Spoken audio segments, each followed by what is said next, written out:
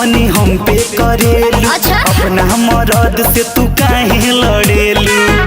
अच्छा अब लड़ा तो फिर में बड़ा। ओहो झूठो के सब धनी हम पे करेलू।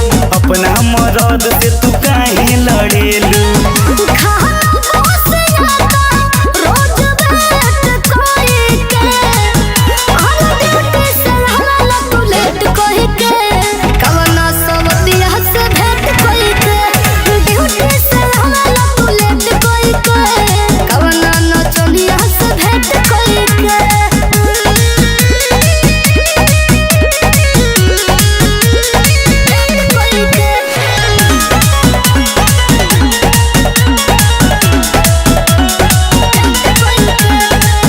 बहुत काम धाम धनिया रहेला ऑफिस में। अच्छा बिना मतलब के रहेलू तू खीस में।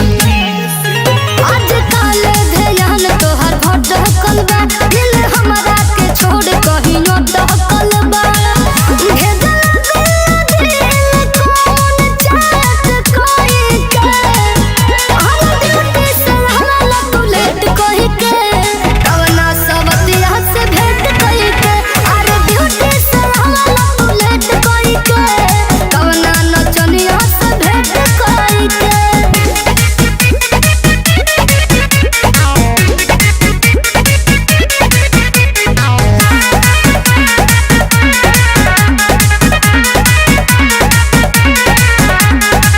मोहनू के आता नाना बुझ दिल के वीक हो।